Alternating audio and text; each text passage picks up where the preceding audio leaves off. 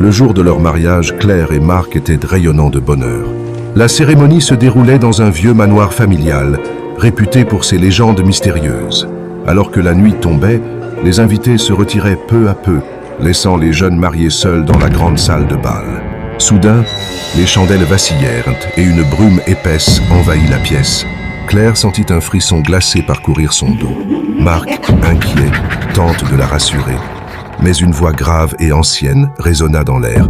« Vous avez réveillé les esprits de ce lieu sacré. » Les murs se mirent à suinter un liquide sombre et visqueux. Des ombres se formaient, prenant des formes humaines, leurs yeux brillants de malveillance. Claire et Marc, terrifiés, tentèrent de fuir. Mais les portes se refermèrent violemment. La voix murmura de nouveau.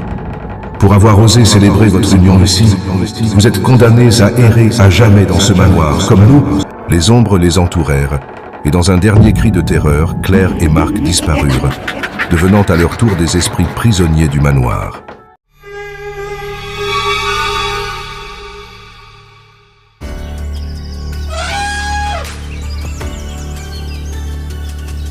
Dans une savane où hommes et bêtes vivaient en harmonie, trois frères, aussi différents que uniques, étaient les rois de la rigolade. Grosse tête, avec son énorme crâne, gros ventre, toujours prêt à éclater de rire, et petits pieds qui semblaient marcher sur des échasses, étaient les vedettes de la savane.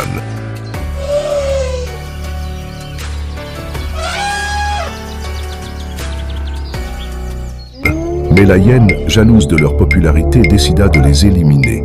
Sous prétexte d'un fruit miraculeux qui les rendrait normaux, elle les envoya dans une forêt profonde. Perdus et trompés, les frères furent victimes de leur propre particularité. La tête de Grosse Tête céda sous son poids, le ventre de Gros Ventre explosa de rire, et Petit Pied s'enlisa dans la boue. Le son, l'acceptation de soi est la plus grande force. Les différences ne sont pas des faiblesses, mais ce qui nous rend uniques. La jalousie et la méchanceté ne peuvent éteindre la lumière de l'amitié et de l'amour.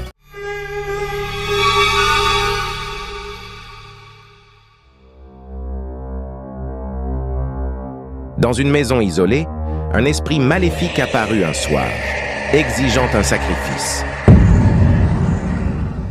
Il s'adressa aux chats et aux chiens de la maison, leur ordonnant de livrer leur maîtresse. Le chat, toujours choyé et préféré, accepta sans hésiter, espérant gagner encore plus de faveur. Tandis que la maîtresse dormait paisiblement, le chat guida l'esprit vers elle. Mais le chien, fidèle et courageux, sentit le danger. Il se précipita, aboyant furieusement, et attaqua l'esprit. Le combat fut intense, mais l'amour et la loyauté du chien triomphèrent. L'esprit disparut, et la maîtresse se réveilla, indemne. Le chien, épuisé mais victorieux, prouva que la fidélité d'un chien envers son maître est inébranlable. L'acte simple. Un os, une caresse, un regard.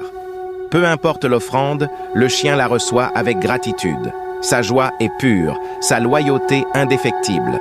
Alors les amis, méfiez-vous des chats.